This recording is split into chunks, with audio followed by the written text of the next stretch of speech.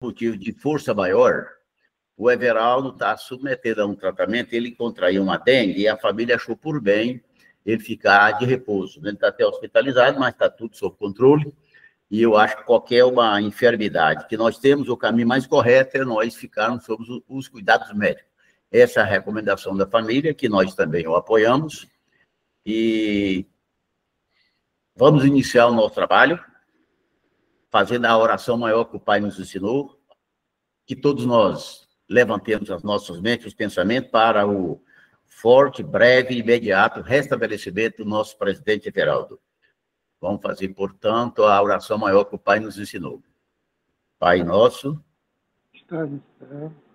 santificado seja vosso nome, venha a nós o vosso reino, seja feita a vossa vontade, assim na terra como nos céus. O pão nosso de cada dia nos dai hoje, perdoai as nossas ofensas, assim como nós perdoamos a quem nos tem ofendido. E não nos deixeis cair em tentação, mas livrai-nos do mal. Amém.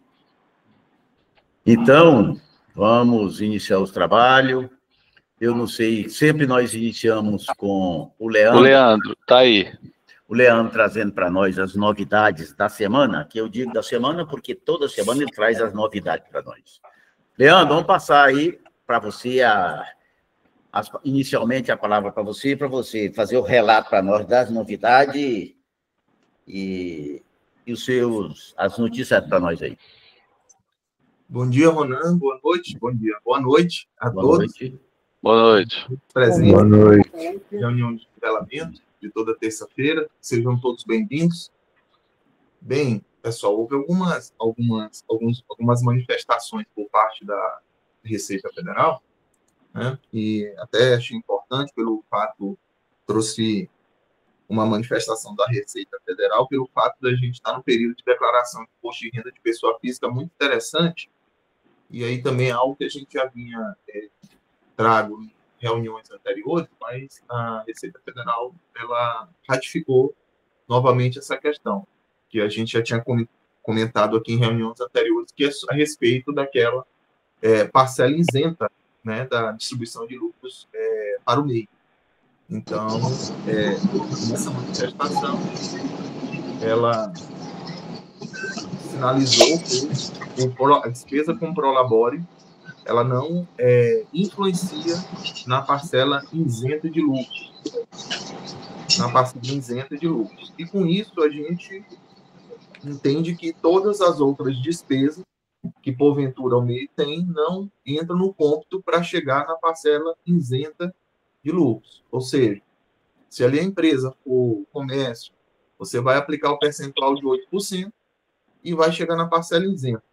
Se a empresa for prestadora de serviço, você vai aplicar ali 32% e vai chegar na parcela isenta. Então, daquela receita bruta, nós não vamos deduzir as despesas para chegar na parcela isenta. Então, ela ratificou essa questão, ou seja, receita bruta vezes o percentual de presunção. Isso, obviamente, por empresas que não desenvolvem apuração contábil, né? São as empresas do MEI que desenvolvem apuração fiscal, que passa pelos percentuais de presunção. E também ela se manifestou no sentido de que não há nenhuma previsão, né, na norma de regência do MEI, que é a Lei Complementar 123 de 2006, para tributação da contribuição previdenciária em uma provável distribuição de lucro total que seja oferecida a rendimentos tributáveis. Então, significa dizer o seguinte, que, trazendo a aplicabilidade prática dessa disposição. Se na apuração do lucro do microempreendedor individual, o proprietário ali do MEI, titular do MEI, ele resolveu distribuir todo o lucro, além da parcela isenta, então, aquela parcela que foi oferecida lá em rendimentos tributáveis recebidos de pessoa jurídica não será tributada à contribuição previdenciária sobre aquela parcela dos rendimentos tributáveis, certo? E, então, esse é um ponto muito importante, porque o proprietário que resolver distribuir todo o lucro, não só a parcela isenta, não há incidência da contribuição previdenciária sobre essa parcela tributável do lucro. Um outro detalhe muito importante também, que a gente já trouxe aqui em outras reuniões, eu não sei se você se lembra, Fábio, a gente conversou muito sobre isso, e na época a gente tinha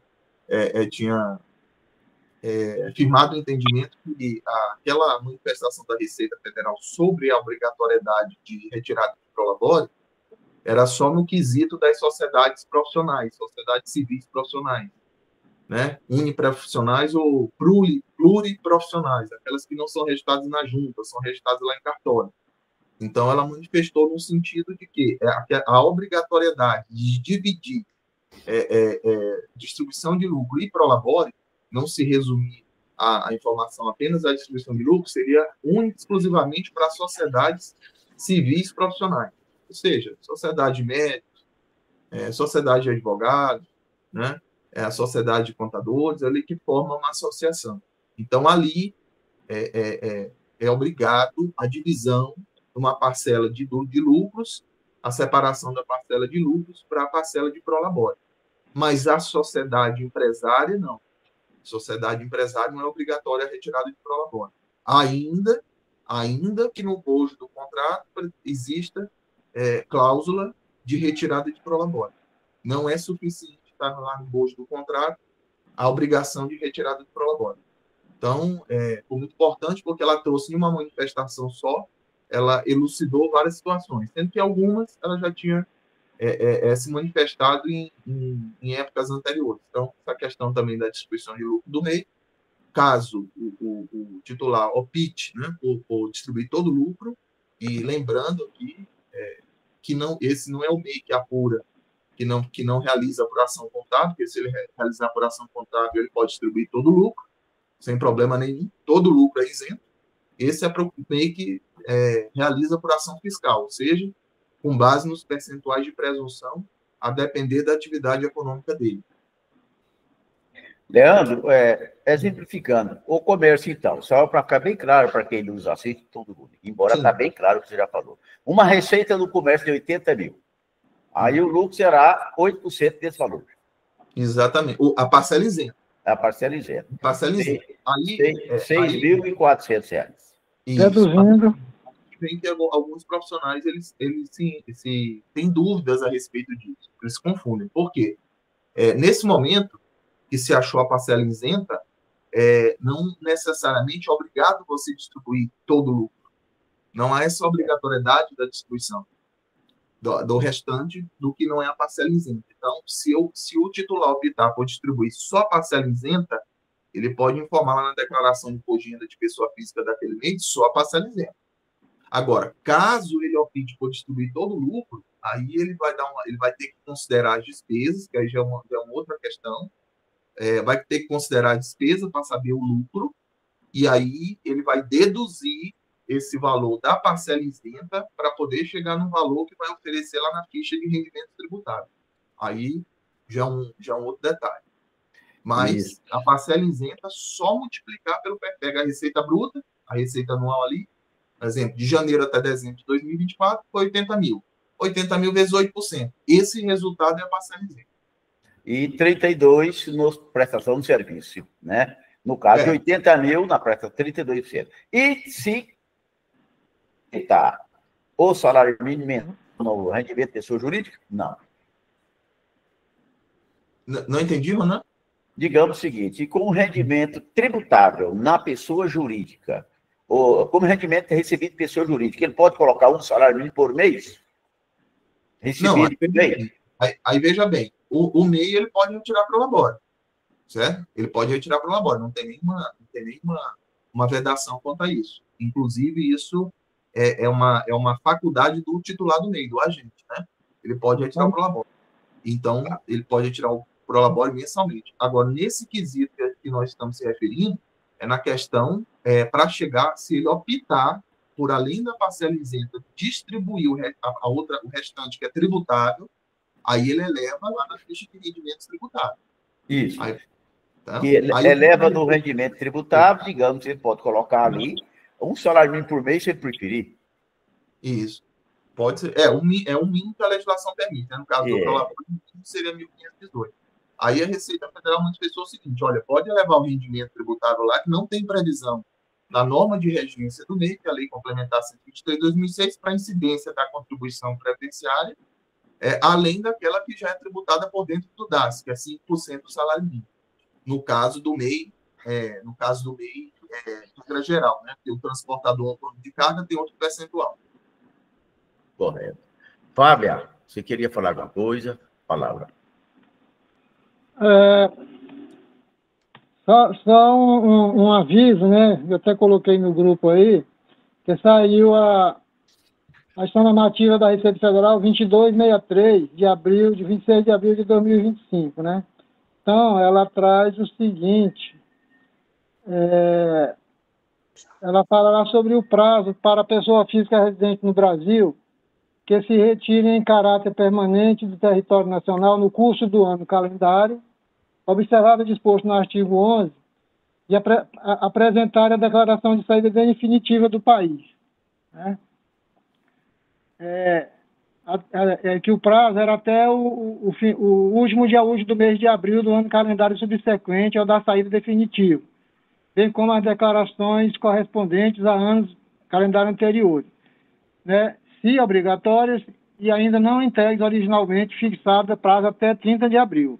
E aí essa ação normativa, ela prorrogou esse prazo para 30 de maio de 2025. Né? Também, essa mesma ação normativa, ela também, com relação a prazo para a pessoa física residente no Brasil, que se retire em caráter permanente do território, no curso do ano calendário, né? Peraí, só um instante aí. Tá, com relação a recolher em cota única, né? Até a data prevista para a entrega da declaração de que trata do inciso 1, o imposto nela apurado e os demais créditos tributários ainda não quitados, cujos prazos para o pagamento são considerados vencidos nesta data, se o prazo menor não estiver estipulado na legislação tributária, pode recolher em cota única até a data prevista para a entrega da declaração de que trata o inciso 1. Aí vem, o imposto nela apurado e demais créditos tributários ainda não quitados, cujos prazos para pagamento são considerados vencidos nesta data, se prazo menor não estiver estipulado na legislação tributária, ele seria 30 de abril, ele também foi prorrogado para 30 de maio de 2025. Correto. Nesse aí, a todos nós aqui presentes, esse gancho aí que o Fábio está colocando sobre a pessoa que está fora do Brasil, parece-me que o Jorge, eu não sei se ele comentou, aquele que está ausente do país, que, por exemplo, pode estar lá 2 anos, 3 anos lá fora, mas ele não comunicou a sair definitivamente do país aqui. De direito, ele está aqui no Brasil, só que de fato ele não está, ele está lá fora. Ele pode, parece-me que ele falou que não tem nenhuma, assim, um impedimento, alguma coisa que ele possa deixar de fazer a declaração. Não foi, pessoal? Parece que houve isso. Ele pode fazer a declaração estando fora do Brasil. Não é que pode, não poderia fazer, porque ele está fora, mas se fizer também não será penado. Foi isso que vocês entenderam ou não? Abraão, Leandro, Fábia. Bem, Ronan, não há nenhuma vedação quanto a isso, né? Só que a questão é de ordem financeira, né? Porque no momento em que ele faz isso, se ele tiver auferindo rendimentos no exterior, ele vai ser tributado aqui e vai ser tributado lá. Certo. Mas é por aí. É o caso até que o colega me ligou hoje, é uma pessoa, um cliente dele, ele está fora, ele explicou legal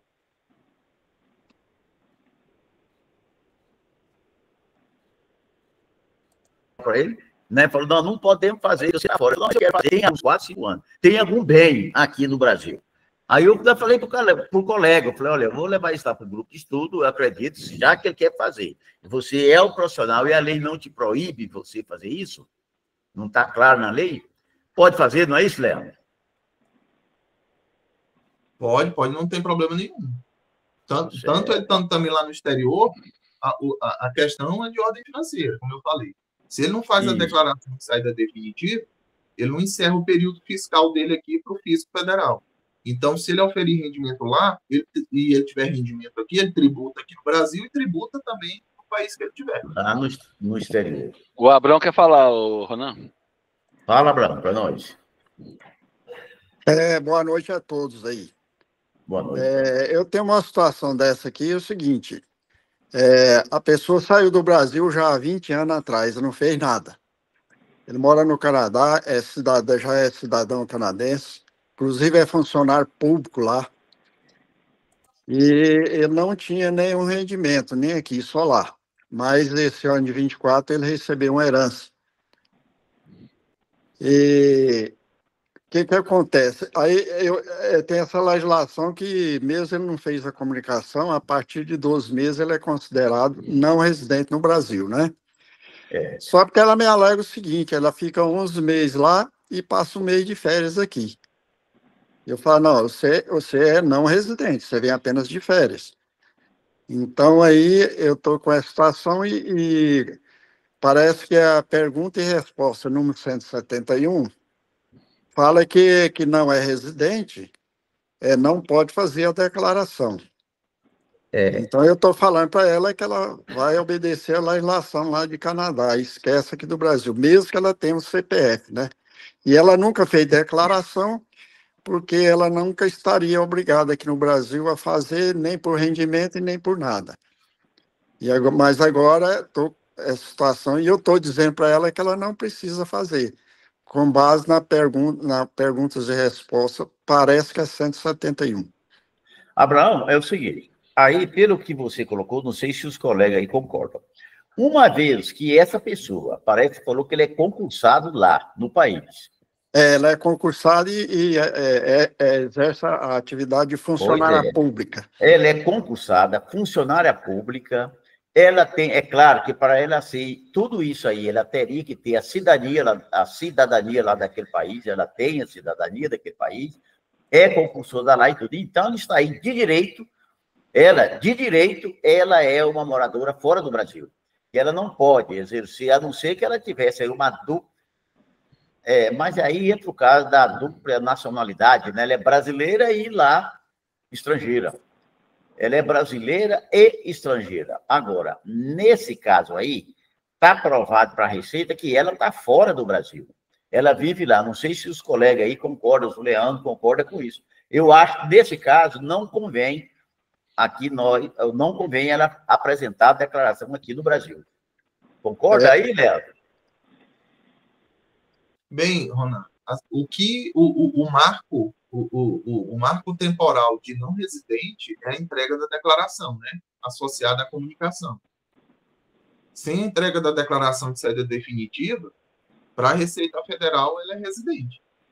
Ah, sim. E ela comunicou a saída dela ou não? Não, quando ela saiu há 20 anos atrás, ou há 25 anos atrás, ela não fez nada, não comunicou, não fez declaração, não fez absolutamente nada. Não sei se ela fazer hoje resolve alguma coisa, né? O Leandro fez uma colocação interessante também, né? Que para a Receita Federal daqui, ela é uma pessoa daqui do país, né?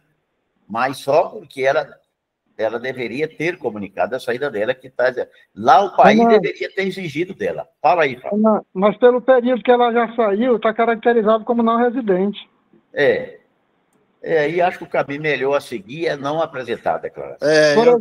Por exemplo, se ela para ela recaracterizar aqui, ela tem que estar com ânimo definitivo aqui, ou então, se ela permanecer aqui mais de 184 dias, ela vai readquirir a condição de residente.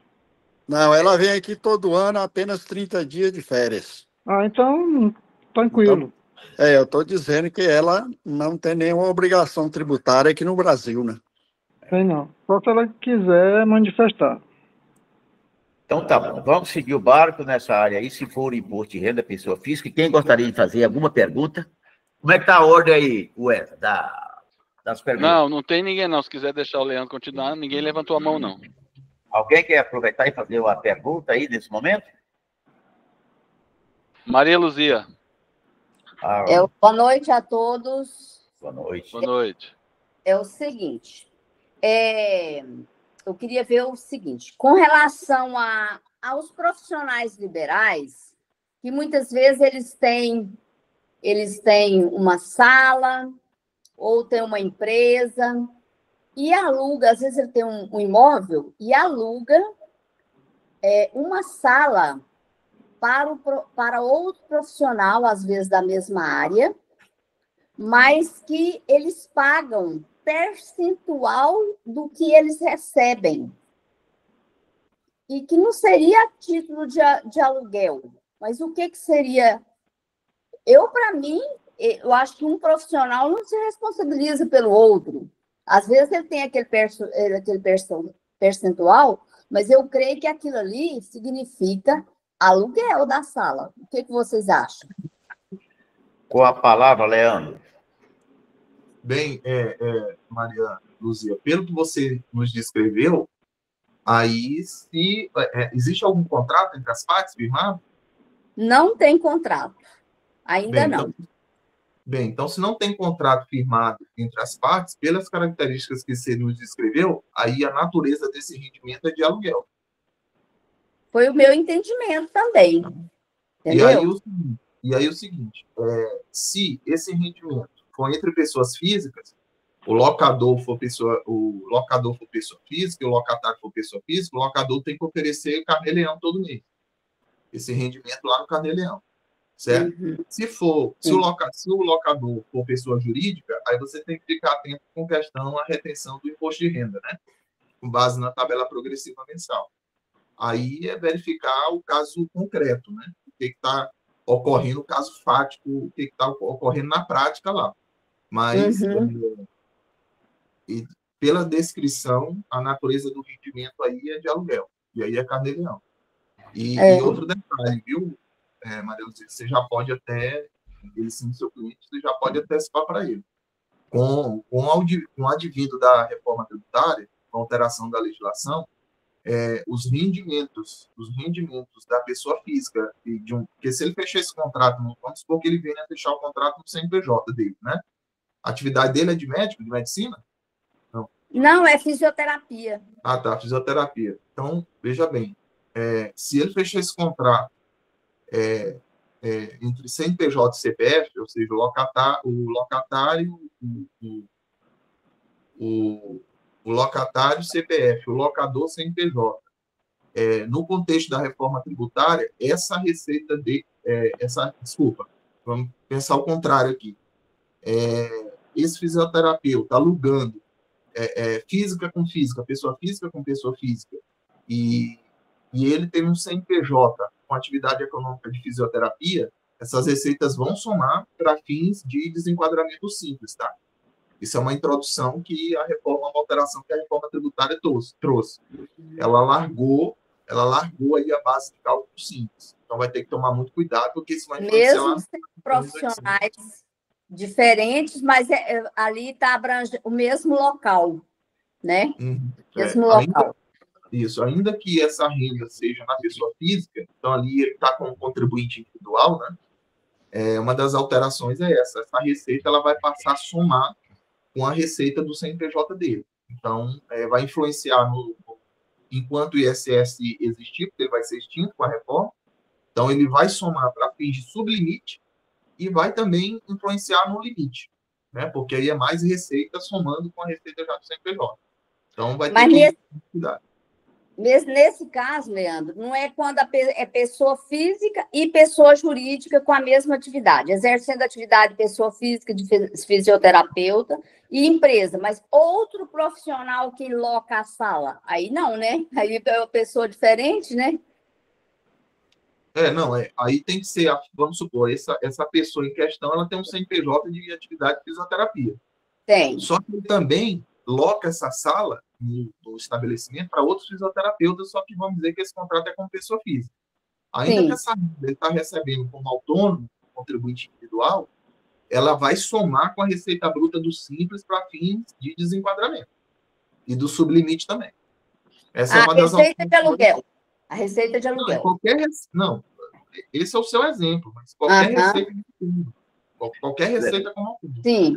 Leandro, deixa eu só para aqui clarear o que eu entendi que a colega perguntou. Ela perguntou o seguinte: é o fisioterapeuta, que é uma pessoa jurídica, ou pessoa física, Maria Luísa? Esse fisioterapeuta... Não, o locador, a pessoa física ou jurídica? Tem pessoa física, pessoa física, mas também acontece também com pessoa jurídica. E aí, Leandro, tá ouvindo, Leandro? Sim. Aí, o que ela perguntou? O fisioterapeuta locou o espaço para o odontólogo. É uma receita diferente da fisioterapia, certo? É a odontologia que ele vai desempenhar lá naquele local. Não é isso, Maria Luísa? Não, pode ser que seja também outro fisioterapeuta. Bom. Mas e se for, aí, Leandro, se for locou para um odontólogo, aí a receita não vai somar. E não é a mesma receita de fisioterapia. A empresa constitui. Não, mas é assim, ó. Só para a gente separar. O questionamento dela era sobre a natureza do rendimento, se era aluguel ou não. Né? Então, respondido isso aí. Isso. A natureza do rendimento é aluguel. Aí, o que eu trouxe de informação adicional é que, com as alterações da reforma tributária, o rendimento do autônomo, do contribuinte individual, independente da atividade, se está relacionada com o CNPJ dele ou não, vai somar com a receita do CNPJ dele, para fins de desenquadramento. Não precisa necessariamente, por exemplo, eu alugar para outro fisioterapeuta. Não. Eu posso alugar até para outra pessoa física. Então, qual que é o que o fisco, o que a administração tributária ela quer aí? Ela quer pegar a receita do contribuinte individual e somar com a receita do CNPJ. Perfeito. Independente de contrato social, né, Leandro? É porque assim, Fábio, se você observar as alterações trazidas pela reforma tributária, existem várias situações em que ela fala que não tinha, antes tinha só de direito, e agora ela traz a expressão de fato. Então, o que o fisco está preocupado? Ele já não está tão preocupado com a questão de direito, ou seja, o que está no papel, o que está no contrato. Ela está preocupada com o caso fático, o que ocorre na prática. Tá? Principalmente em relação àquelas questões de desenquadramento, aquela ali que fala dos 10%, que trata dos 10% a mais no quadro societário, de administrador equiparado. Então, com a reforma tributária, ela trouxe um viés de observar o caso concreto. Ela não vai se ater somente ao contrato social. Né? O exemplo, eu posso ter um administrador que ele é um administrador, ele não está no contrato social. Por exemplo, vou te dar um exemplo. Eu tenho um sócio cotista de uma empresa do Simples Nacional, ele é só cotista, mas na prática ele é administrador de uma holding. Então, o que vai acontecer? A receita bruta vai somar para fins de desenquadramento. Isso. Beleza? Vamos para frente. Ok. Obrigada. Tranquilo. Mas faz mais alguma pergunta? Ronan, só fazendo uma questão sobre aquela relação da declaração de saída definitiva, só para a gente encerrar. Certo.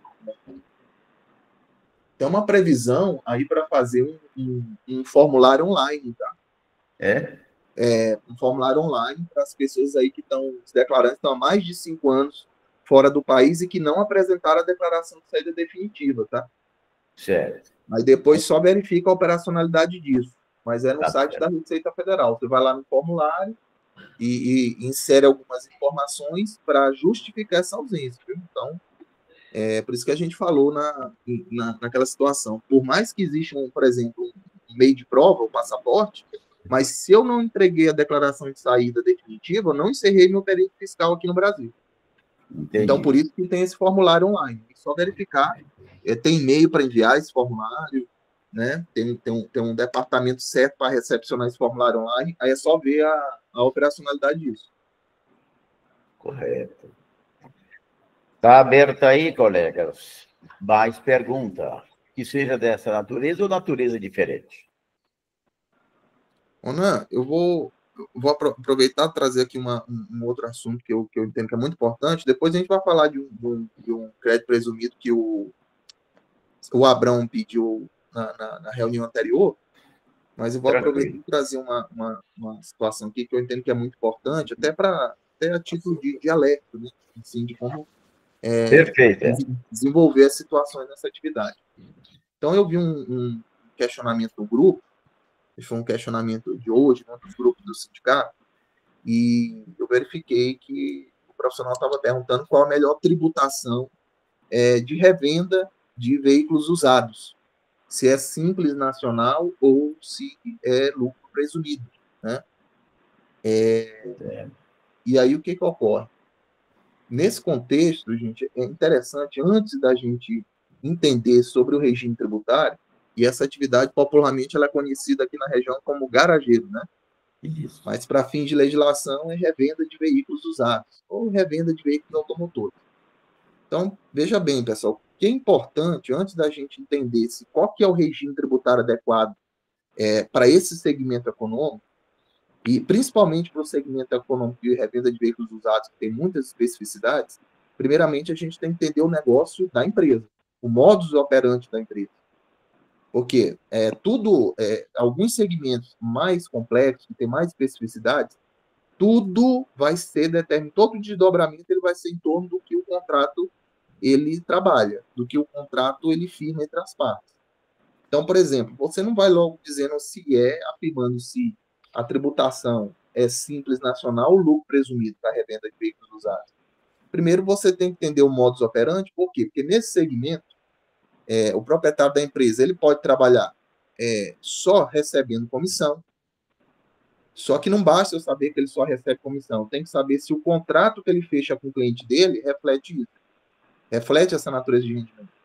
Ele pode trabalhar só com a compra e venda de veículos, tá? Ele pode trabalhar com consignação civil, e aí toma muito cuidado, porque no regulamento do Estado de Goiás não vai tratar sobre consignação civil, só sobre mercantil. E aí que começa a causar as dúvidas, né? Porque uma hora eu atraio a incidência do ICMS, outra hora eu atraio a incidência do ISS. Então, para cada situação dessa, o regime tributário vai mudar. Então, antes de eu pensar em regime tributário, eu tenho que entender o modus operandi. Igual, por exemplo, essas atividades mais específicas, igual revenda de veículos usados, construção civil, algumas atividades de profissão intelectual. Então, tem que tomar cuidado e entender o modus operandi. Então, por exemplo, na revenda de veículos usados, na revenda de veículos, eu posso ter a compra e venda, só que essa compra e venda ela pode ser por contrato estimatório, ela pode ser por contrato de comissão, ela pode ser só a compra e venda propriamente dita. Aí eu tenho que ver se esse, por exemplo, veículo que eu recebi, se eu estou recebendo ele de um não contribuinte do ICMS, se eu estou recebendo ele do contribuinte, né? Então, assim, se eu não entender o modus operandi, eu não sei dizer qual que é o melhor regime tributário para ele. E para mim entender o modus operandi, eu tenho que passar pelo contrato. Se eu não passar pelo contrato, fica complicado. Por exemplo, se eu adquiro esse veículo de uma pessoa física, a primeira coisa que eu tenho que entender é o seguinte: a pessoa física é um não contribuinte do ICMS. E esse veículo, ele não é classificado como mercadoria. Esse veículo, ele, originariamente, ele é um bem privativo, ele é um bem de essência pessoal, que esse proprietário adquiriu anteriormente para uso próprio, uso particular, e que agora ele resolveu realizar a venda dele. E deixou ali no depósito ali e resolveu depositar ali no pátio de uma revendedora de veículo, usado nesse caso, por exemplo. Então aí eu já tenho que entender que aí eu não estou falando de consignação mercantil. Passa longe disso. Então eu já afasto a incidência do ICMS de cara. Eu já vou para a incidência do ISS. Porque esse contrato, nesse modus operandi, ele é um contrato de comissão. Agora, um outro detalhe que eu tenho que tomar cuidado. Se esse mesmo contribuinte, que o veículo dele, originalmente adquirido, é privativo, só que o revendedor de veículos usados, ele comprou, ele adquiriu, ou seja, houve a circulação jurídica do bem, a passagem da propriedade, a propriedade não é mais daquele contribuinte original, aí eu faço uma nota fiscal de entrada para registrar esse veículo, para deixar esse veículo no pátio, ali da revendedora de veículos usados, e aí eu atraio a incidência do ICMS. Então, veja bem, eu posso, uma revendedora de veículo usado, brincando, ela tem uns quatro classificações econômicas que ela pode botar no contrato. Então, não dá para você, se você não conhecer o modus operandi, não dá para. É simples. É lucro presumido. É lucro real. Outra coisa, a revenda de veículos, ela é do regime cumulativo de apuração do PIS/COFINS. Então, se eu vou para o lucro real, ainda no lucro real eu pago 0,65% de PIS e 3% de COFINS. Então, a gente percebe que tem uma série de variáveis. Não é só, é simples, é presumido, não. Eu tenho que analisar todo o modus operandi. Outro detalhe, se a natureza desse rendimento, se o contrato firmado for um contrato de comissão, nesse segmento a comissão ela não depende de fator R. Ela já vai direto para o anexo 3 do Simples, ou seja, se ele estiver naquela faixa de 0 a 180 mil, eu estou naquela alíquota de 6%. Ou seja, aí eu já esqueço, já afasto o presumido. Eu já não vou trabalhar mais com presumido, né? E um outro detalhe, super artificialmente falando aqui, a gente tem que entender que, em regra, o lucro presumido ele é interessante para empresas que têm margem de lucro que é acima de 15%, superficialmente falando. Mas aí eu vou mudar o contexto, né? Vamos supor que a revenda de veículos usados fechou um contrato estimatório, né? O contrato pactuado com o cliente dele foi estimatório. Qual que é o problema dele para o Simples Nacional? Então, vamos supor, ele vendeu o veículo por 50 mil, mas prometeu para o adquirente que ia repassar para eles 30. O problema é que a tributação no Simples, nesse caso, vai ser em cima dos 50. O valor da venda. Ele vai ficar com 30 na conta. Então, prejuízo. Então, eu já afasto o regime tributário no Simples de cara. Já não dá mais. E redução, benefícios fiscais de ICMS, eu tenho que estar naquele contexto. Em que, primeira coisa, para mim usar qualquer redução do ICMS nesse segmento de revenda de veículos usados, a nota, o documento fiscal do remetente para o revendedor de veículo, ela tem que vir ou com desoneração do ICMS ou com o mesmo benefício fiscal que ele vai utilizar na saída.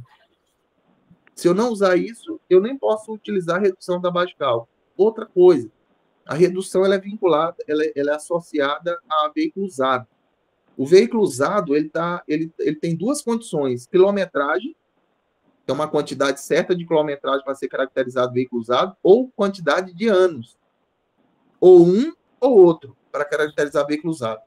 Então, só estou trazendo esse assunto aqui em pauta, Ronaldo, porque muitas das vezes tributação tem receita de bolo, né? Isso. E, na verdade, é o seguinte, não tem padrão, você tem que conhecer o modus operandi da empresa.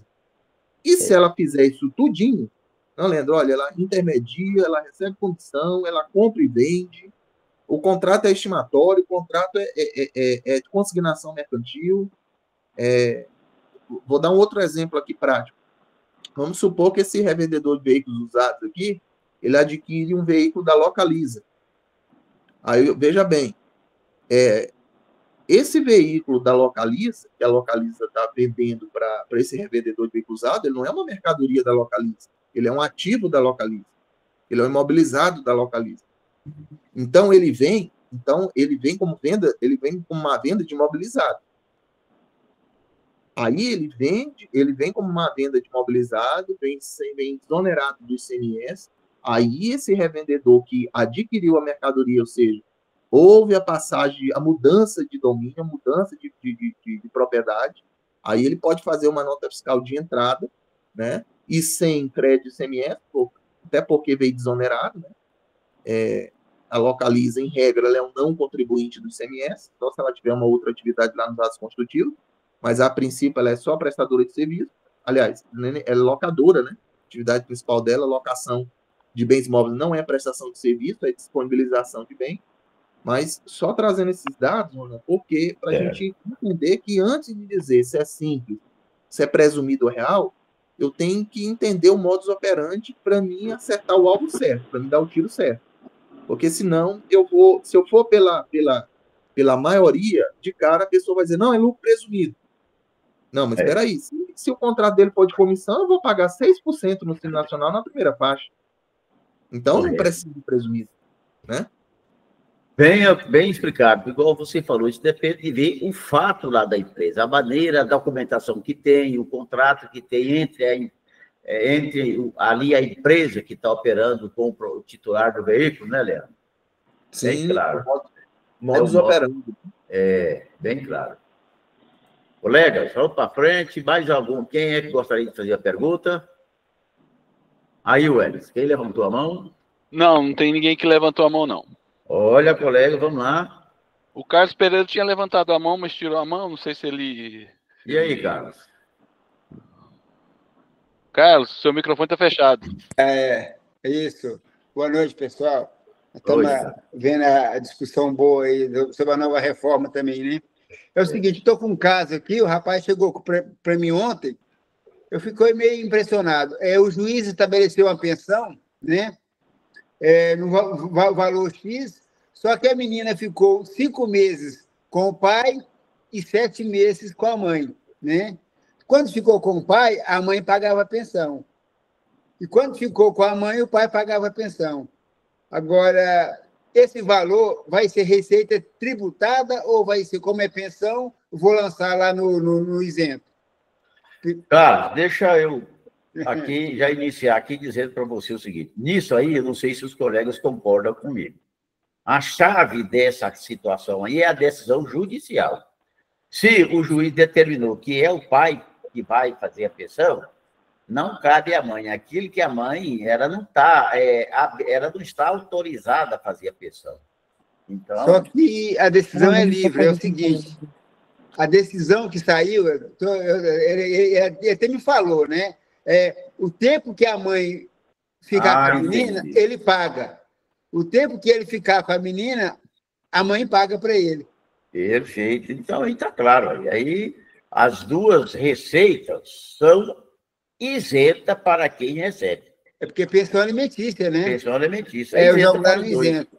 Exato. Uma paga pelo pai, a outra parte paga pelo pai, parte paga pela mãe. Receita isenta para isso. E, aí, e a menor, isso aí, ela é dependente de algum dos dois? Como é que é? Não, ela é alimentando. Ela está com 19 anos agora, né? Ah, tá. Então, mas aí porque vai ficar como alimentando, né?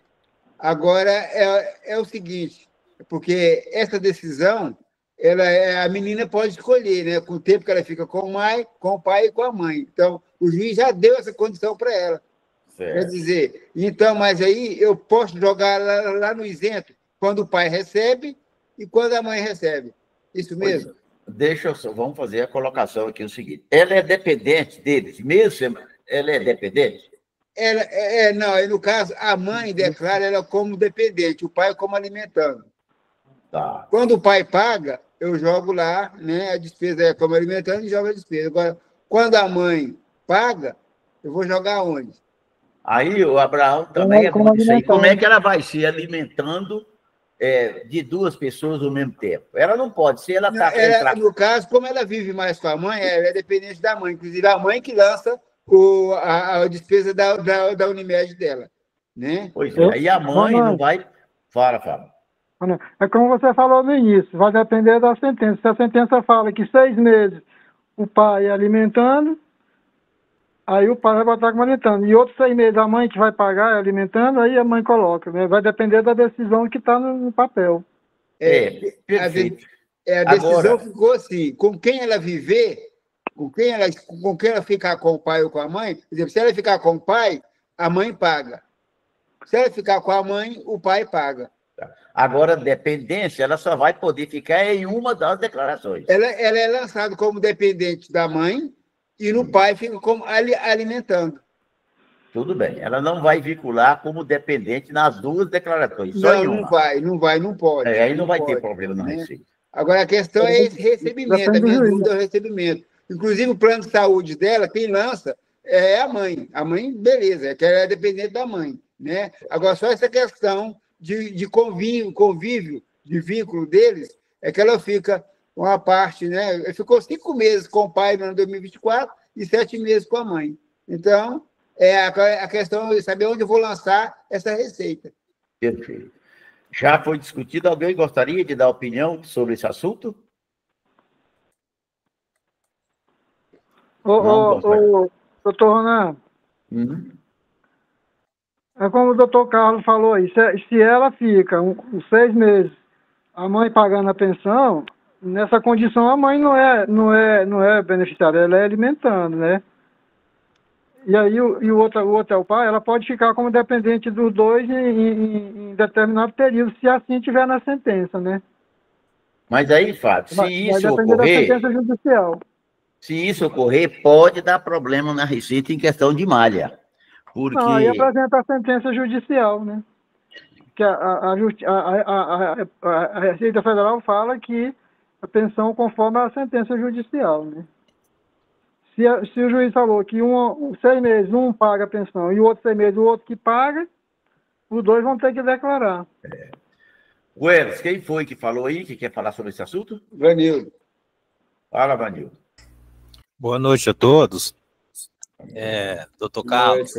Fala, Vanildo. Tá com cara de malha, e aí malha, quando fala em malha, se for a malha automática já dá uma tristeza, porque agora você não pode mais adiantar os documentos, você tem que esperar o 1º de janeiro do ano seguinte para apresentar voluntariamente, a não ser que um fiscal te notifique. Exato. Tem, tá triste lá na Receita esse negócio de malha. Tá difícil. Então, pois é, então eu tô com essa pepina aí para fazer agora. Eu vou lançar um como dependente e outro como alimentando. É porque os dois estão recebendo rendimentos isentos. Se fosse só a mãe, já provavelmente iria para a malha, pode ser que caia em malha. O Jorge mesmo falou que essas questões aí, parece que o sistema é parametrizado para eles pedirem a documentação e olharem. Um fiscal tem que olhar essa situação. Já é para cair na malha mesmo. Então, é quase assim, automático esse tipo de malha, porque eles precisam ver o documento. Senão a pessoa põe lá e diz que é rendimento isento e não paga imposto. Então eles meio que querem ver o documento, dizendo que realmente aquilo ali é pensão, alimentando, é para fingir de direito da família, e que esse rendimento é isento, porque senão a pessoa vai lançar lá isento e não quer pagar imposto daquilo, deveria tributar, né? Tem gente malandra. Exato, infelizmente tem. Não, tá certo. Pois é, igual o Vanildo falou aí, Carlos, é melhor, para a sua tranquilidade, colocar como dependente em uma das declarações. Não é da mãe, porque na própria sentença o pai ficou responsável de pagar o plano de saúde. Então, aí a mãe que lança o plano de saúde e lança ela como dependente. E aí, na dele, eu vou lançar como alimentando. Perfeito. Fechou a questão. Tentar fugir. Mas valeu, gente. Obrigado, hein? Doutor Renan. Sim. Fazer declaração de imposto de renda à pessoa física eu acho fantástico. E eu também. Porque aparece N e N situações que a gente precisa estudar e aprender. Um caso desse aí do Carlos é fantástico, né? Fantástico. A legislação, às vezes, até nem não resolve a situação para a gente tem que usar a intuição própria, né? Por isso que eu gosto de fazer declaração pessoa física por causa disso aí. Todo ano aparecem muitas questões que a gente que é da área tem dificuldade de resolver. E aparece muito leigo aí fazendo declaração sem saber, né? Foi aquele que eu coloquei na reunião anterior, que a Sucena falou, né? Eu me segui, que eu fiquei tão empolgado que eu sou apaixonado em fazer, embora a gente está sempre aprendendo, igual nós estamos aprendendo aqui agora. Falei para ele que eu fazia até de garimpeiro. Ela falou, não, mas vem cá, você já fez depois de garimpeiro? Eu pensei, mesmo garimpeiro não. Mas eu quis dizer que ele foi força de expressão, que você relaciona com todo tipo de classe, que tem classe do bem, né? Relaciona com o pedreiro, com o carpinteiro, você relaciona com o médico, com o funcionário público, com o magistrado. Então, tudo isso sempre você traz de volta, além do honorário que você cobra do imposto de renda, você traz algumas informações da área dele para você. É uma atividade comercial. Vamos para frente? Vamos para frente, colega. Valeu, obrigado. Falou, cara. Mais alguma pergunta? Tem não, por enquanto não. Rapaz, depois que o Everaldo está aí, o pessoal não quer perguntar. Surgiu um aí. Vanildo. Doutor Ronan, mas eu creio que essa questão do contador mesmo, para ele ser um bom profissional, ele tem que se saber, procurar fundo, entender o negócio do cliente, às vezes ele tem que se especializar naquilo. Você quer ser um bom contador da área de medicina? Você tem que saber termos técnicos da área.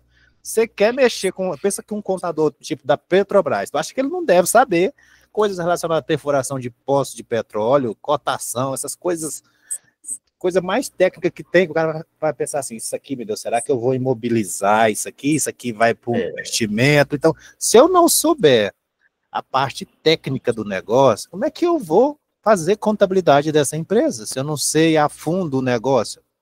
Como é que eu vou contabilizar as coisas?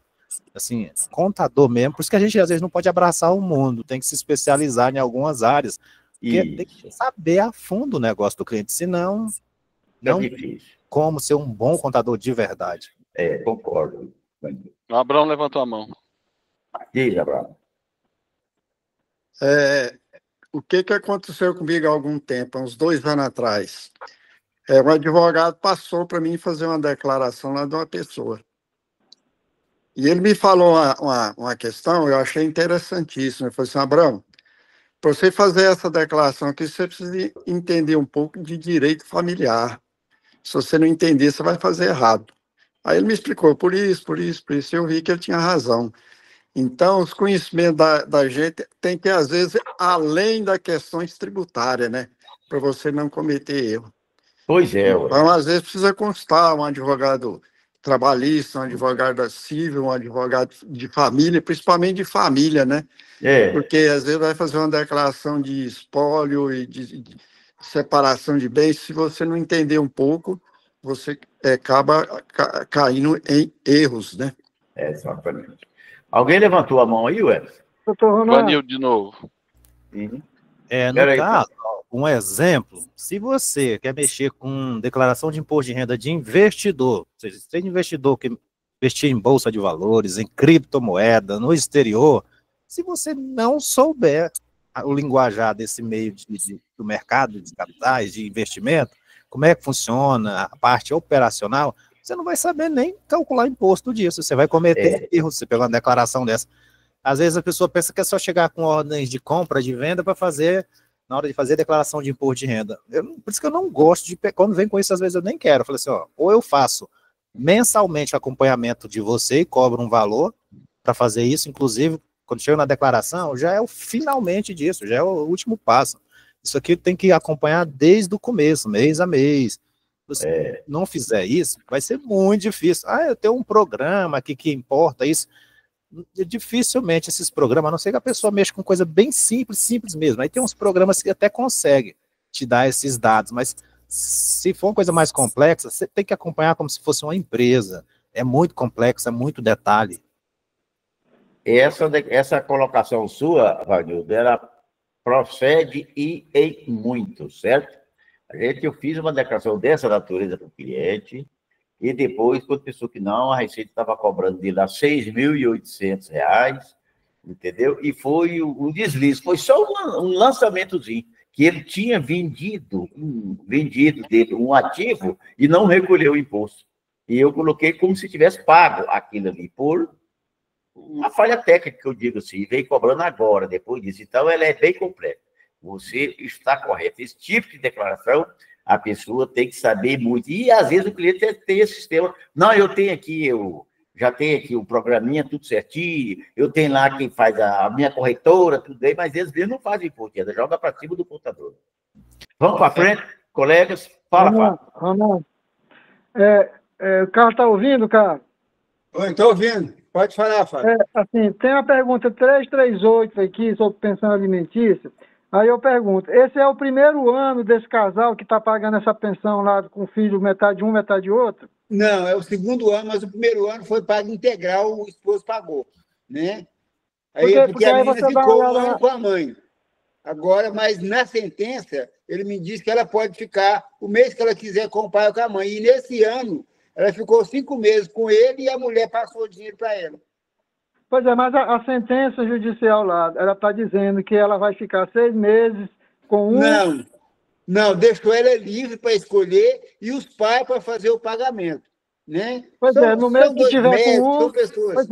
Aí eu pergunto, a sentença fala o seguinte, no mês que tiver com um, o outro paga. O outro paga, exatamente. No mês que tiver com o outro paga. O outro paga, exatamente, isso mesmo. Pois então, como é o primeiro ano, a pergunta e resposta da 338 fala o seguinte, contribuinte que paga pensão alimentícia judicial a filhos pode considerar os dependentes na declaração? Resposta, não. Entretanto, excepcionalmente, no ano em que se inicia o pagamento de pensão, o contribuinte pode efetuar a dedução correspondente ao valor total anual caso os filhos tenham sido considerados seus dependentes nos meses que antecedem o pagamento da pensão. Ou seja, se a mulher, a mãe, passou a pagar a pensão na metade do ano, na metade final do ano, ela iniciou o ano como ele, como dependente. Então, ela pode colocar nesse ano ele totalmente como dependente, embora ela tenha pago os últimos 6 meses. Depois você dá uma olhada aí na pergunta e resposta 338. 338, ok, Fábio, beleza. Vou dar uma lida assim, vou até mostrar para ele. É um caso excepcional. Não, beleza, ótimo. Não, valeu, Fábio. Obrigadão. Falou. Vamos para frente, colega. Mais alguma pergunta? Hã? Aí, Ué, uma pergunta aí para nós. Não tem não, ninguém por enquanto. Não? Se não tem, vamos... Ronan, só um parênteses, Ronan. Sim.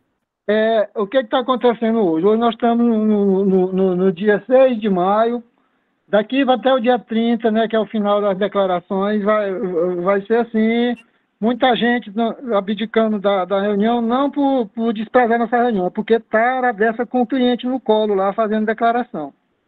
Perfeito. Né? Então, se por acaso não tiver mais ninguém manifestando, a gente não precisa ficar triste não, porque a gente sabe que o contador, uma hora dessa, está trabalhando, porque daqui até o final do prazo de declaração vai ser essa correria. É verdade, certo. Ronan? Sim.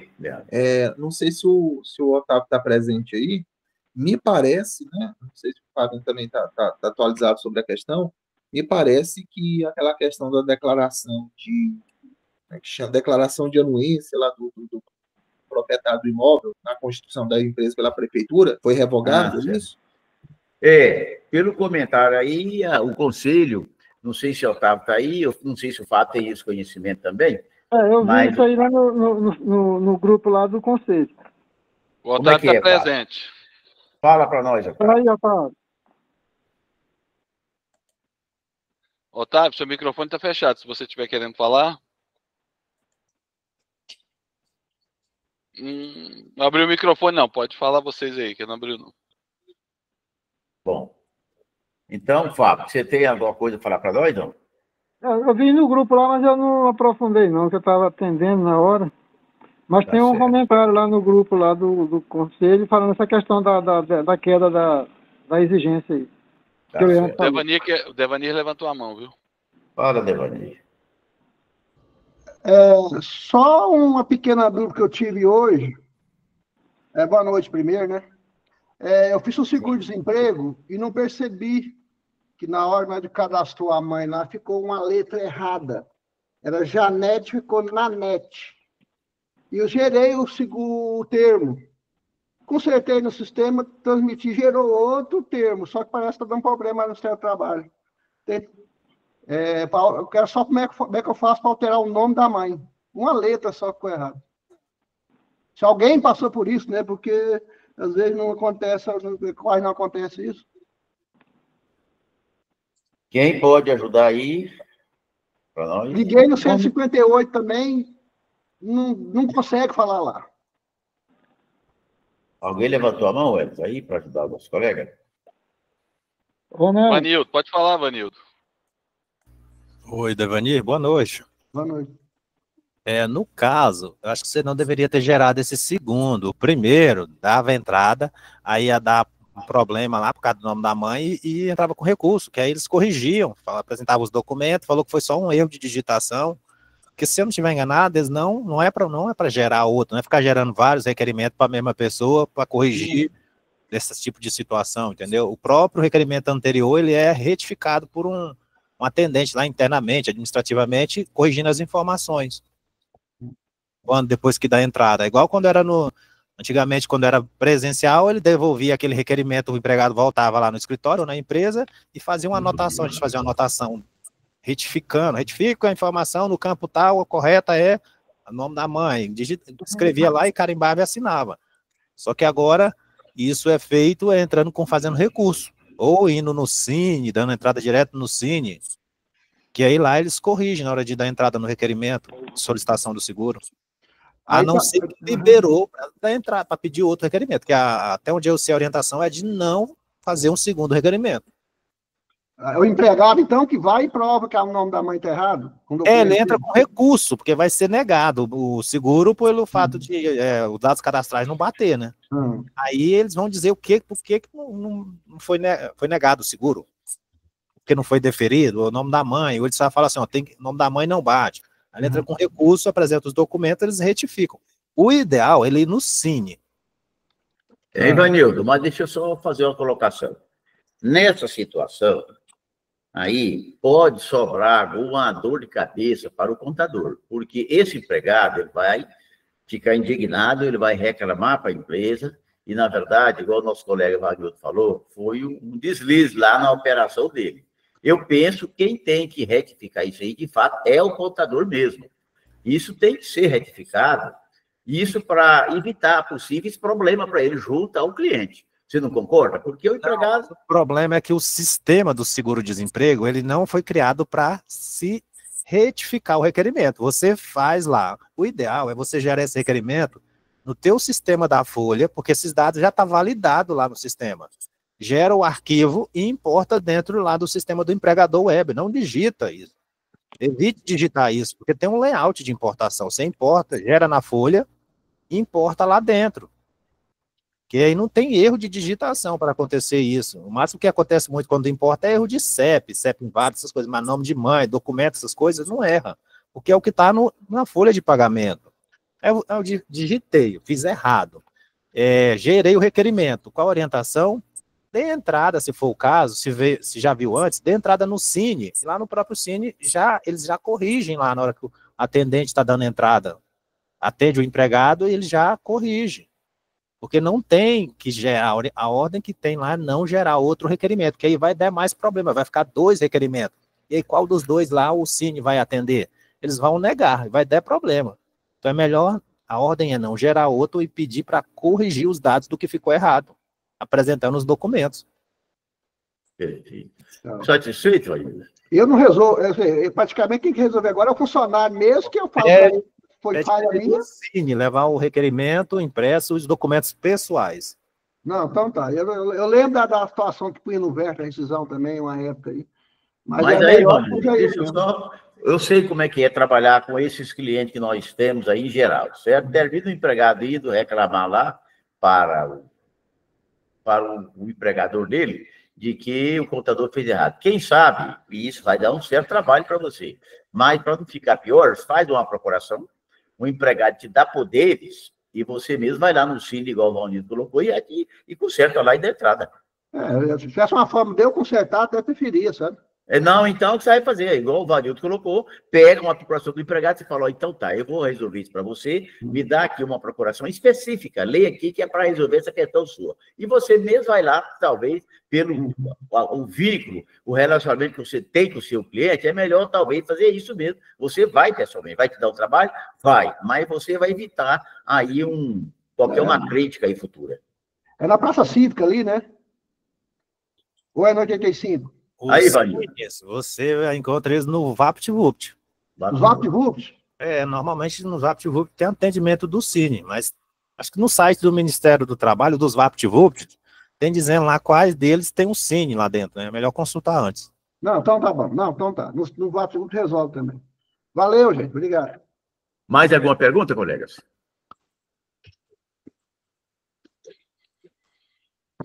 Não. Tem não, né, Wes? Não. Ronan, Sim, sobre a colocação do Leandro, a Sucena postou aqui o seguinte, ó, pleito do CRC atendido, retirada formal da carta de anuência para imóveis comerciais em Goiânia.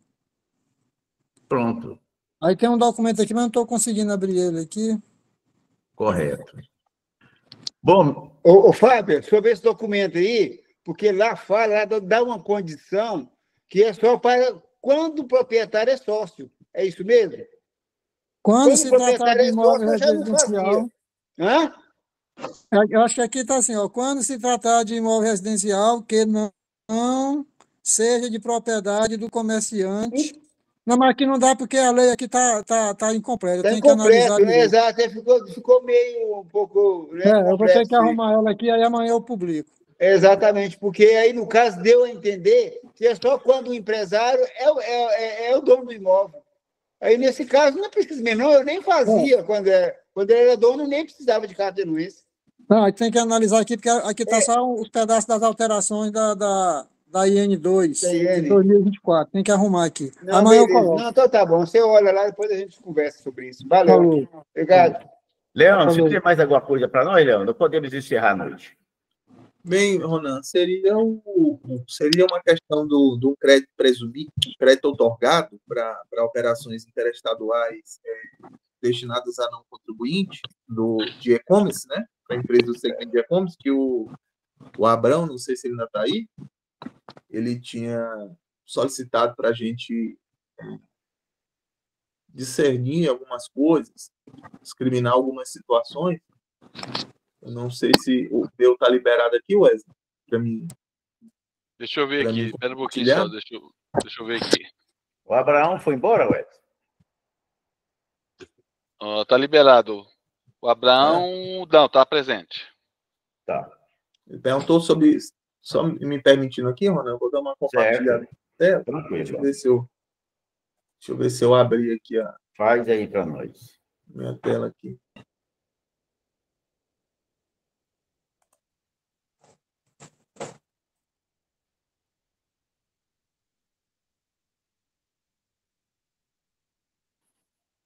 Doutor Renan? Sim, Abraão. Eu levantei essa lebre aí, porque o e-commerce está tendo esse benefício aí, e tem muito pouca gente sabendo, você entendeu?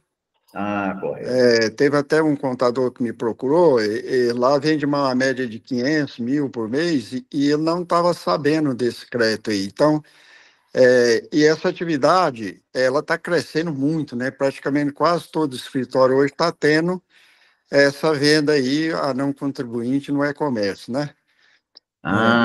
Apareceu esse benefício aí, né? E por isso eu pedi aqui para a gente falar sobre esse assunto, porque ele é bastante interessante, entendeu? Então tá bom. Fala para nós aí, Leandro. Leandro vai falar aí agora. Bem, Abraão, eu trouxe um breve contexto aqui, bastante extenso o assunto, porque ele depende de tem umas condições de implantação, mas eu trouxe um breve contexto dele aqui só para a gente ficar todo mundo na mesma página. Então, primeiramente, o benefício fiscal trata-se de um crédito otorgado de ICMS, né, para e-commerce. Então, eu trouxe aqui a estrutura normativa dele, é a Lei número 21.555/2022, que alterou o Código Tributário do Estado de Goiás. E essa lei foi internalizada no regulamento do Código Tributário do Estado de Goiás, no anexo 9, artigo 11, inciso 76, e tem, com isso, também uma norma de procedimentos, GSE, número 1554 de 2023. Essa é a estrutura normativa. Então, quem são os elegíveis à fruição desse benefício? Primeiro, tem que ser um estabelecimento comercial que realize exclusivamente operações interestaduais, tá? Então, tem que ser exclusivo.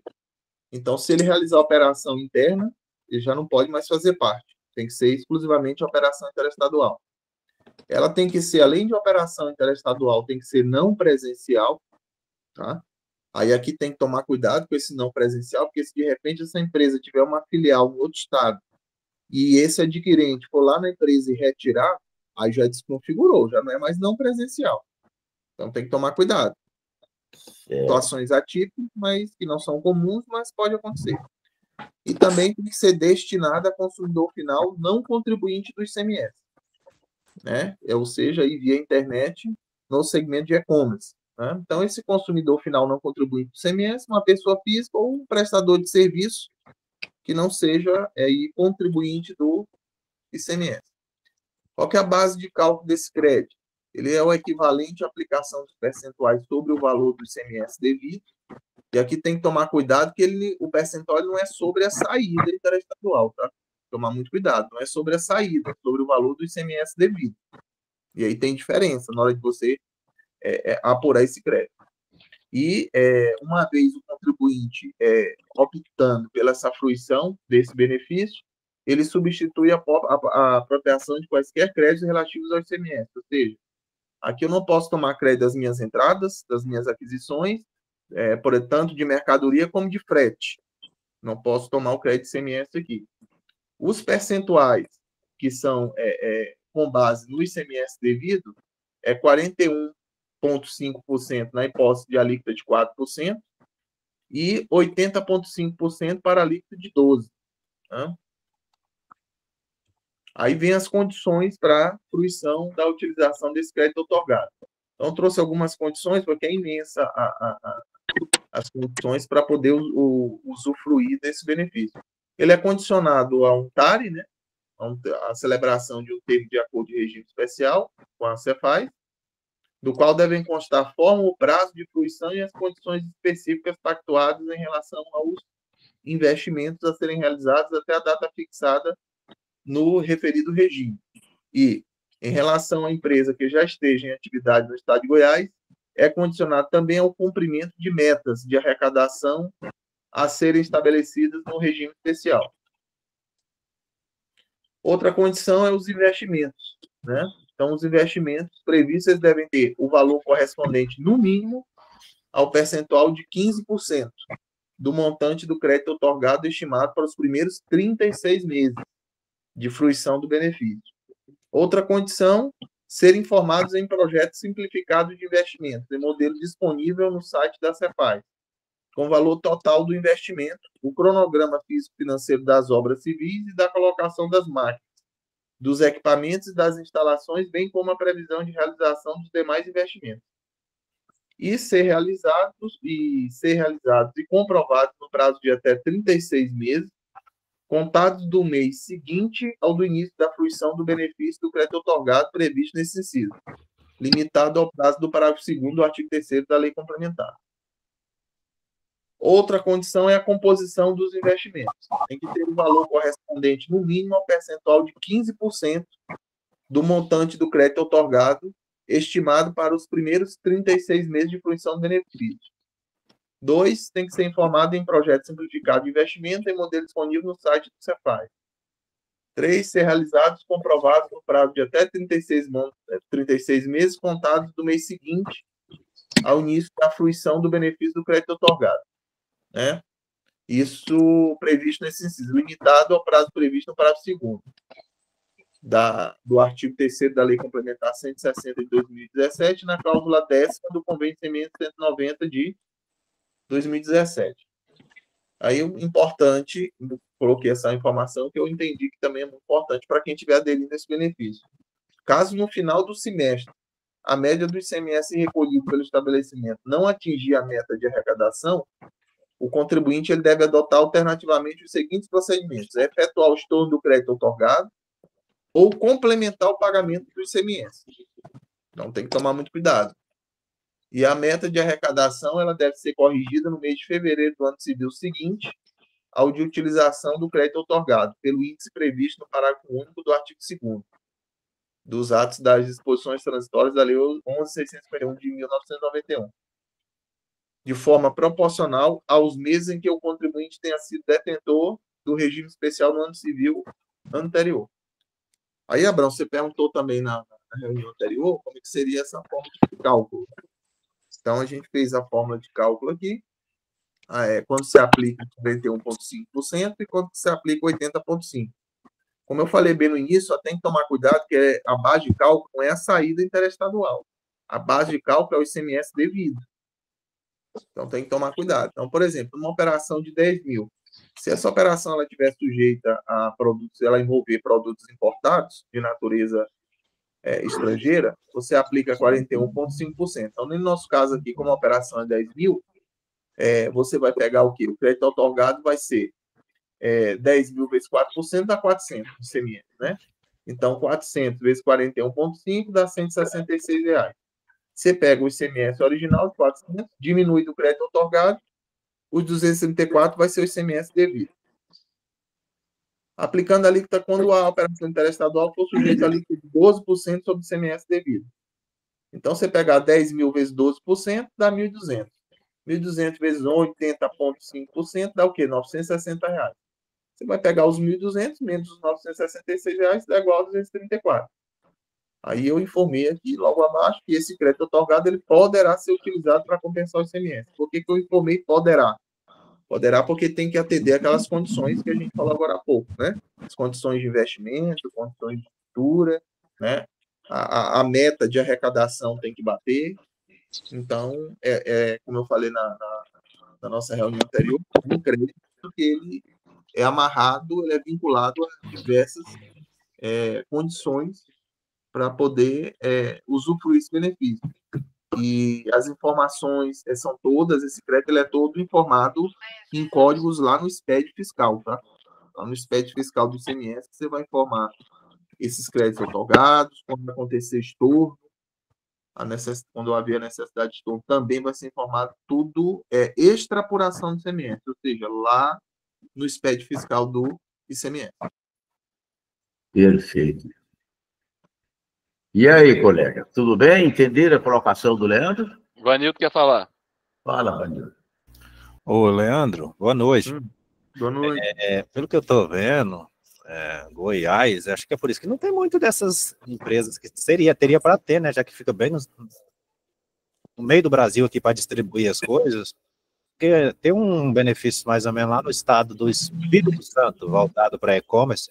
Está de 10-0 nisso aí, porque eu já vi alguns clientes até comentando que vai para lá, abre essa empresa lá, voltada para e-commerce, porque o benefício de lá é muito, 1000 vezes melhor que isso aí. Eu estou vendo as condições. Por exemplo, eu não vou me apropriar de crédito nenhum, só disso aí. Só vou poder vender para consumidor final, ou seja, é não presencial, fora os investimentos ali que tem que comprovar. Assim, acho que é muito... Do ponto de vista, assim, é melhor a empresa ir lá por...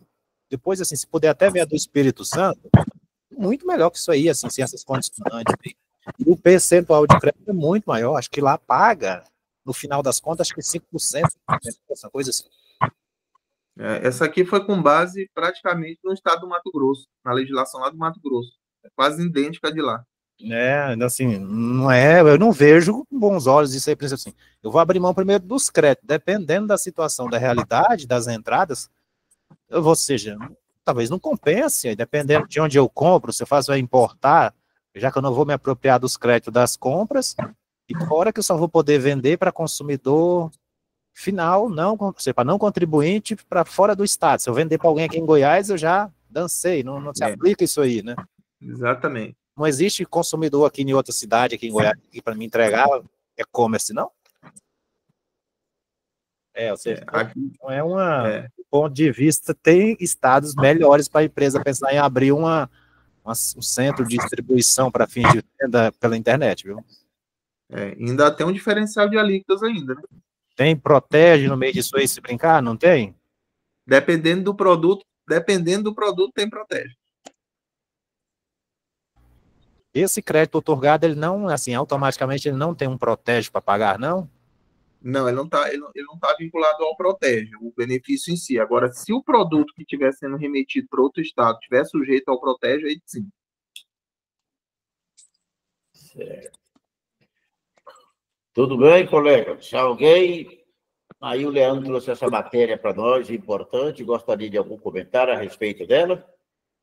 Doutor Renan, aí é melhor orientar o contribuinte abrir uma empresa só para essa finalidade, tirar de dentro da empresa que ele tem hoje, né? Exato. Porque... Separar isso aí, né? Separar, né? Porque senão não tem como ele fazer, né? Tendo uma atividade de renda interna e externa, aí ele não pode, né? Então, se tiver um volume de renda um pouco elevado, então seria interessante separar, né?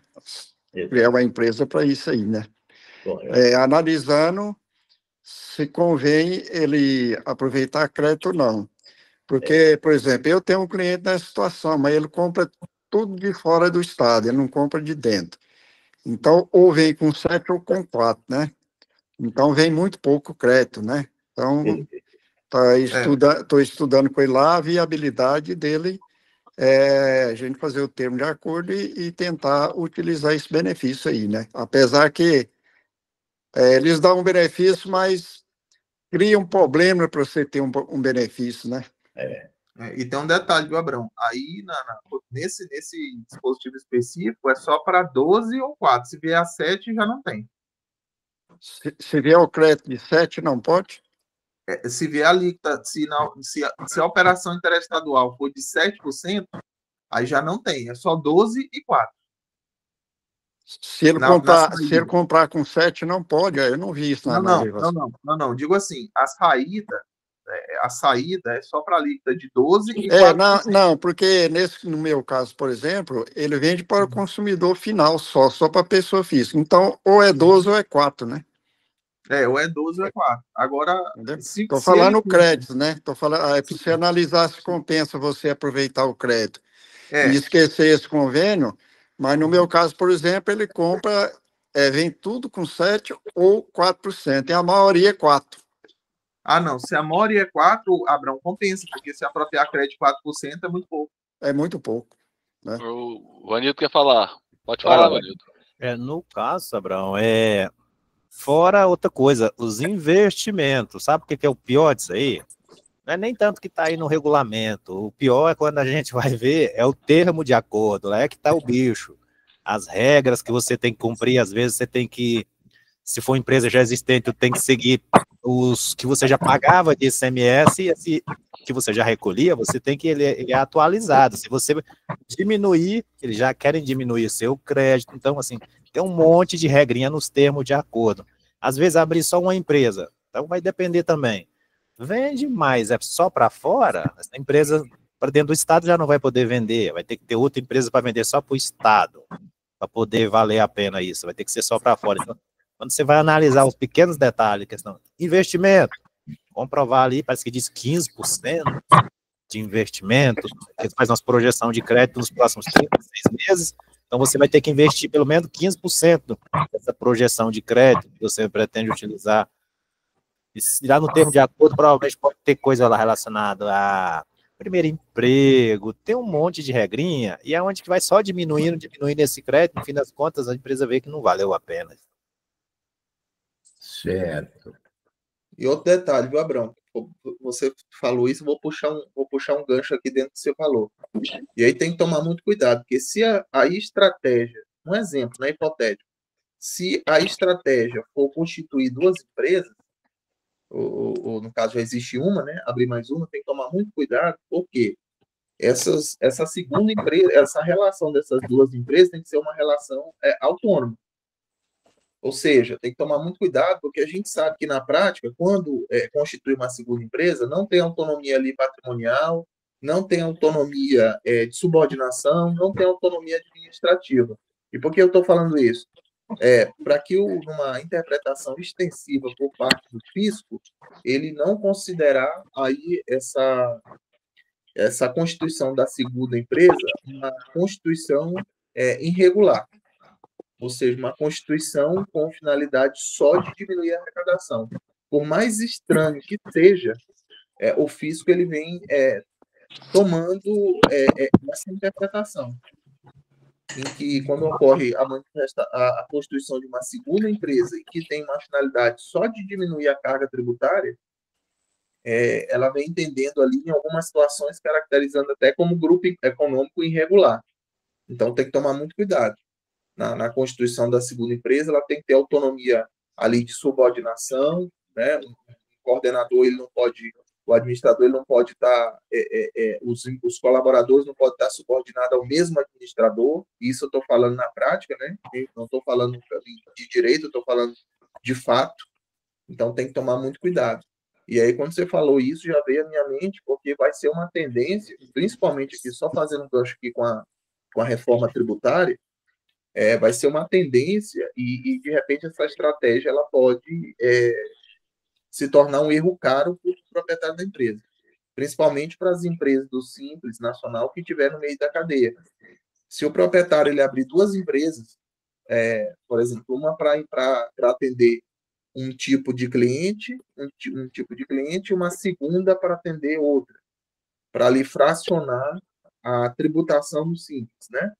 Aí, se o fisco e mais precisamente falando, a administração tributária federal realizar uma interpretação extensiva, ela pode entender que essa divisão de empresas, ela pode considerar uma só. Ela pode considerar uma só e ali imputar a responsabilidade solidária de uma empresa só. Então, tem que tomar muito cuidado. Aí, para criar essa segunda empresa, tem que criar ela com personalidade própria, né? Ela fazer a compra dela, fazer o imobilizado dela, desvincular ela da primeira empresa, totalmente desvinculada, porque senão arruma problema, né? E a empresa do Simples Nacional não pode entrar nesse benefício aí. Não pode. Mas também não compensa, e não compensa também, né? Não compensa porque, veja bem, o Simples Nacional você já sai do custo do diferencial de alíquota, né? Porque exatamente, para venda não tem, né? Exatamente, você já sai desse custo. E o que você vai pagar no Simples Nacional não é só os percentuais da faixa. Tá? Que é o caso do meu cliente. Ele saiu do Simples Nacional esse ano por questão de atraso de imposto. Mas já estou trabalhando com ele, em vez de fazer esse termo de acordo, ele não organizar para ele voltar para o Simples. Exatamente. É melhor, né? Entendeu? Porque só o diferencial de alíquota, porque veja bem, esse diferencial de alíquota, ele é pesado. Ele custa caro por quê? Porque ele já no momento, antes de receber o dinheiro da venda, ele já está pagando o diferencial de alíquota. Está pagando. Se você manda lá para o POI, dá 23%. Isso, ele ainda nem recebeu o dinheiro da venda, né? E ele já está pagando. Nem recebeu e já pagou. A não ser que ele faça inscrição em cada estado para ele poder recolher na Guia Nacional por mês. Do contrário, ele tem que recolher nota a nota. Ele pode fazer uma inscrição estadual e não é nenhuma filial, tá? E aí... não é uma filial, é só uma inscrição estadual. É só uma inscrição e eu não sei se no estado lá tem o mesmo benefício desse termo de acordo aí. Você tem que fazer fazer inscrição em cada estado. E fazer termo de acordo com cada estado é cruel, né? Mas olha só, Abrão, ele já tem um ganho financeiro, porque se ele fizer essa estratégia, se ele realizar essa estratégia de construir uma inscrição estadual lá no estado de destino, ele vai fazer a apuração mensal. Então, mensal. Ele só vai desembolsar, mexer no fluxo de caixa dele, só lá na data de vencimento do ICMS daquele estado. É uma vez por mês. E não de imediato, antes de receber o valor da venda. Então, você já trabalha o fluxo de caixa aí do cliente, né? Porque fazer nota a nota é complicado. É pura operação, né? Parece que alguém levantou a mão aí, Wellington. Vanildo. Sim, Vanildo. Leandro, mas quando faz inscrição lá, eu tenho que cumprir as obrigações acessórias de lá, né? Daí é como se diz, né? Não tem sopa grátis, né? Eu já estou na tributação. Se eu não transmitir o SPED, aí fica fácil. Já pensou se eu tiver que atender toda a unidade da federação, hein? No final do mês lá, um para cá. Rapaz, não fala. Não, mas aí é tudo, Vanildo, aí é que eu falo, é tudo como você conduz aquele trabalho que você está envolvido. Por exemplo, você vem com a estratégia para o seu cliente que é daqui de Goiás e fala para ele que vai ser necessário você ter parcerias nos outros estados. Aí teu cliente faz contato, ou você, com outras assessorias dos outros estados, e eles ficam com a responsabilidade de entregar a obrigação acessória, e você continua com seu cliente aqui. Não entendi, eu já tentei uma vez esse negócio de querer estudar a legislação de outro estado, foi a pior coisa que eu fiz. Eu falei, não, nunca mais. Se você for fazer isso, fica caríssimo, né? Porque esse cliente meu hoje vende para 14 estados. Se você contratar aí 14 contadores... Então, aí o seguinte, Fábio, quer falar alguma coisa, Fábio? Fábio, seu microfone está fechado. Não, tranquilo. Tranquilo? Muito bem apresentado aí pelo... Muito bem, Leandro, mais uma vez nós agradecemos você pela sua disposição e a sua dedicação à nossa classe aí. A todos também que está aqui nessa noite, né, nos acompanhando nesse trabalho. O Vanildo quer falar, viu? Fala, Vanildo. Não, queria lembrar que esse mês começou em maio agora, o tal do desconto do consignado do trabalhador, não sei se foi falado, né? Esse belo presente que a gente ganhou, e Outro detalhe, o empregado tem até 7 dias para se arrepender e devolver o dinheiro lá para o banco. Então, assim, vamos ver que bicho vai ver esse negócio. Aparece lá o desconto, caiu na conta dele, ele devolveu, não falou nada e tu tá descontando. E aí depois, que bicho vai virar isso? Aí tá complicado. O cálculo do percentual, até quanto vai poder descontar isso nas férias, no mensal, na rescisão. Então, assim, nós vamos... Prepara aí que esse negócio vai dar dor de cabeça ainda, menino. E já vi gente falando que eu não peguei esse empréstimo, não. Jura de pé junto que ele não pegou. Vanildo, o pior disso aí que é o seguinte, os empregados que estão fazendo essa operação, eles estão acreditando que não vai descontar deles. Entendeu? E a hora que vier lá no contra-cheque, o desconto, porque o primeiro desconto parece que vai ser lá para junho. Então, quando ele receber lá o pagamento e já vai vir esse desconto desse empréstimo, aí ele vai gritar feio, porque ele está acreditando que o FGTS é que vai pagar isso para ele. E o FGTS apenas é uma garantia, né? Doutor Ronan? Sim, Fábio. Só lembrando o Vanildo aí, que aquela turma que estava dando golpe lá na Previdência, da Previdência Social dos Aposentados, já colocou um grupo de trabalho para mexer com esse pessoal dos empréstimos aí, viu? Consignado. Vai aparecer aí de hack aí, fazendo empréstimo falso aí, vai ser um monte. Só um outro lembrete aqui, doutor Ronan, a questão da... nós tivemos aí no final do ano a alteração da NR1, né? Que as empresas, a partir do dia 26 desse mês, maio agora, né? Elas terão que incluir naquela avaliação de risco lá do SST lá, os riscos psicossociais no processo de gestão e segurança e saúde do trabalho. Certo. Correto. Fábio, não sei se você está acompanhando essa situação. Aquela questão do trabalho nos feriados, aos domingos, é agora no mês de maio, aquela portaria? Rapaz, você tinha me falado, eu não olhei, porque eu sei que toda vez que eu olho aquilo, quando está chegando, eles adiam novamente, né? Mas eu vou dar uma olhada amanhã. Beleza. Meus amigos, então, vamos encerrar ou vamos ficar mais uns 15 minutos?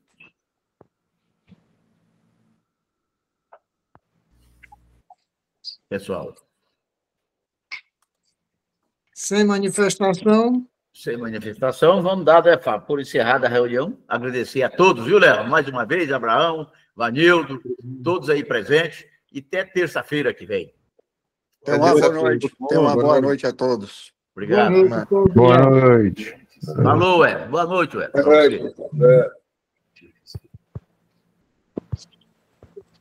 Beleza, deu tudo certinho.